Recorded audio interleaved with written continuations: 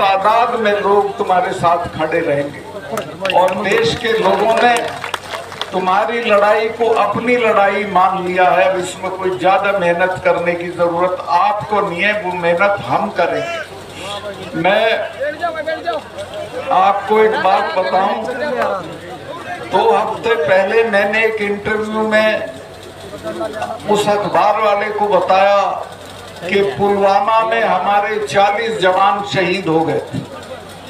जब मैं वहां गया और मैंने सारा नक्शा देखा और लौट के आया तो प्रधानमंत्री कहीं गए हुए थे, शूटिंग करा रहे थे अपनी। उनका टेलीफोन आया, उन्होंने कहा सतपाल भाई क्या हुआ? मैंने कहा साहब ऐसे ऐसे हमारे 40 जवान शहीद हो गए और वो हमारी गलती से हुए। वो 4 महीने से हवाई जहाज मांग रहे थे जम्मू से श्रीनगर जाने के लिए, लेकिन उनको हमने हवाई जहाज नहीं दिए, लिहाजा वो सड़क के रास्ते गए और मारे गए। तो प्रधानमंत्री ने मुझे कहा कि तुम चुप रहो। 2 घंटे बाद जो हमारा सिक्योरिटी एडवाइजर है अजीत डोभाल, वो मेरे साथ पड़ा है, उसका टेलीफोन आया कि सत्तार भाई इस पे बोलो मत, इस पे चुप रहो। मैंने समझा शायद ये जांच कराते होंगे, वो जांच आज तक नहीं हुई है। वो सिर्फ एक बहाना ढूंढ रहे थे कि इस सवाल पे पाकिस्तान की तरफ मोड़ के और चुनाव लड़ जाए। हमारे 40 बच्चों की लाश पे खड़े होके ये चुनाव जीते हैं।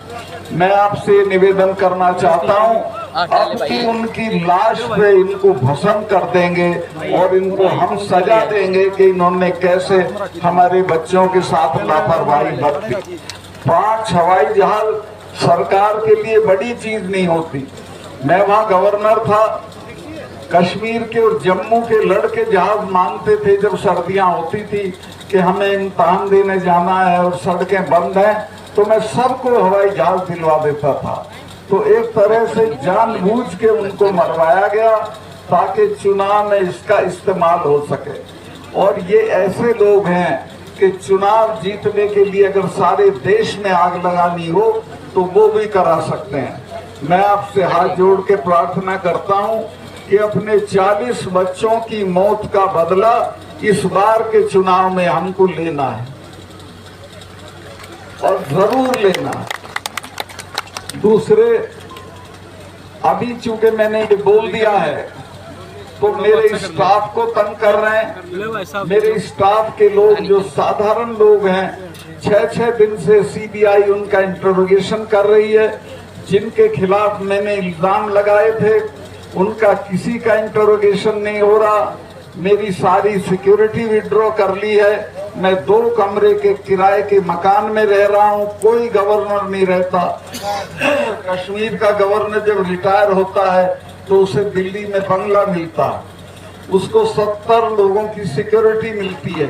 मेरे पास 1 सिपाही है, सिर्फ 1 सिपाही है। मेरे साथ कुछ भी हो सकता है, लेकिन मुझे आपका हौसला है।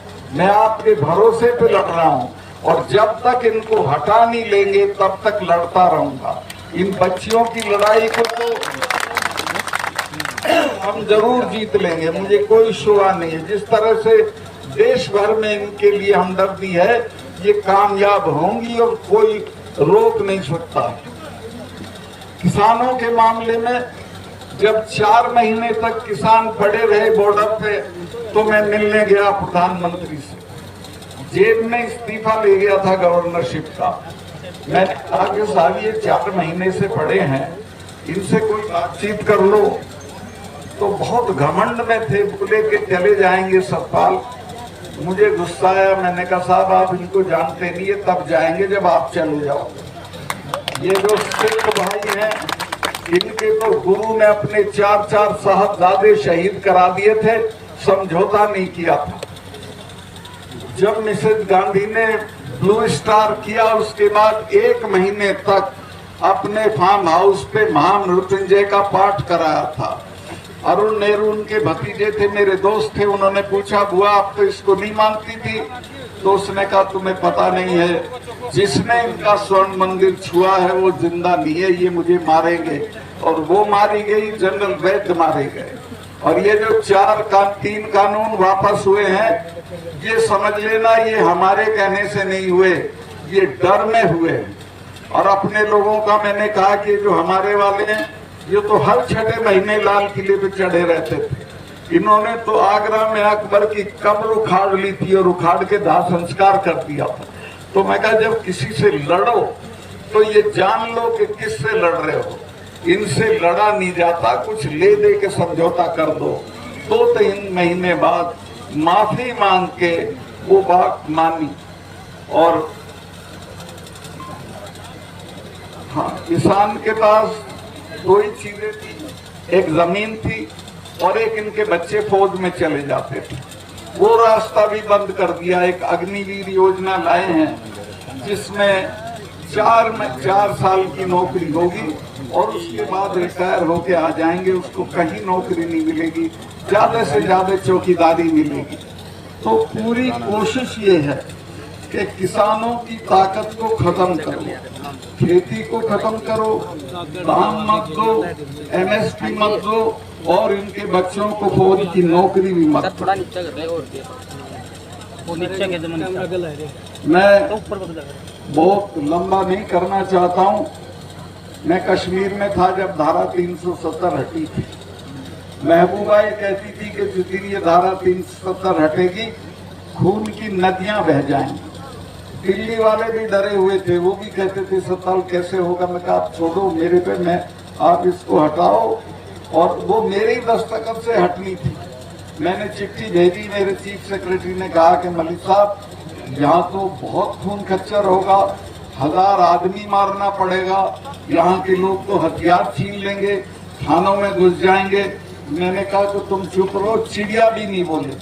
मैंने 4 एक्स चीफ मिनिस्टर गिरफ्तार किए, कुत्ता भी नहीं भौंका, कोई उनके उसमें नहीं आया हाथ में, क्योंकि मैंने 4 महीने तक ये किया था कि सबको अपना टेलीफोन नंबर दे रखा था।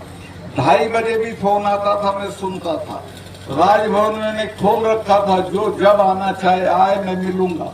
और नतीजा ये हो गया था। और लोगों को मैंने समझाया कि ये 250 टेररिस्ट हैं, इनको लेके तुम दुनिया की दूसरे नंबर की फौज से लड़ के क्या हासिल कर लोगे, सिवाय ये मारे जाएंगे चिड़िया की तरह और कुछ नहीं होगा।